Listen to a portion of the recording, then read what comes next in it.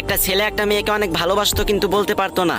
অনেকদিন অপেক্ষার পর অবশেষে ছেলেটি মেয়েটিকে গিয়ে বলল, আমি তোমাকে অনেক ভালোবাসি। মেয়েটি কিছুই বলল না এবং ভাবলো দেখি একটু পরীক্ষা করে যে সে আমাকে কতটুকু ভালোবাসে। এরপর থেকেই শুরু হলো ছেলেটিকে কষ্ট দিয়া, অবহেলা করা, খারাপ ভাষায় ব্যবহার করা, আরো কত কি।